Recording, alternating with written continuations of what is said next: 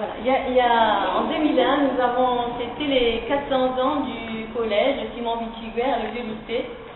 À cette occasion, nous avions fait beaucoup de recherches et la frise que vous voyez ici a été faite par une classe de 5e avec leur professeur d'histoire. Et cette frise reconstitue les différentes étapes de l'histoire du collège, qui est passé de collège jésuite à collège laïque, et les différentes périodes. Alors la Corse, la France, le collège d'éducation, et on a exactement l'évolution parallèle, donc la Corse génoise, la Corse française, ensuite l'histoire de France qui continue, l'histoire du collège au 3e, ici, et enfin l'histoire de l'éducation.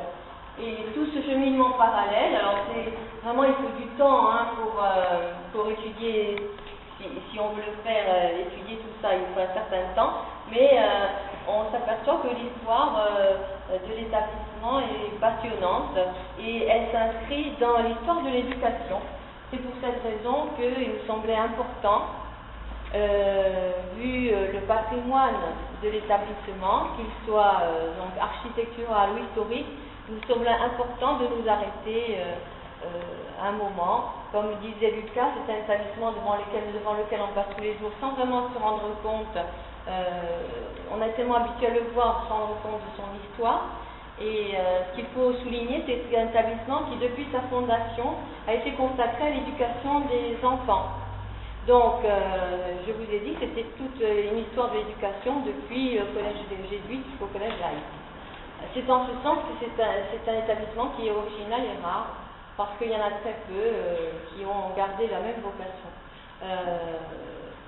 Ce qu'il faut noter, c'est un ensemble d'architecture qui est composé de l'établissement du collège jésuite et de l'église Saint-Charles. C'est pour cette raison que nous voudrions faire classer dans la totalité, parce que c'est un patrimoine historique, au sens propre du terme aussi.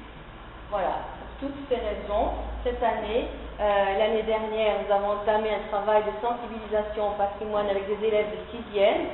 Donc, certains sont en 5e cette année, et ils sont ici autour de moi. Et nous avions décidé en point d'orgue, donc comme aboutissement du projet, de les faire participer aux Journées du patrimoine et d'ouvrir l'établissement. C'est une grande première aux Journées du patrimoine, parce qu'on pense qu'ils le méritent.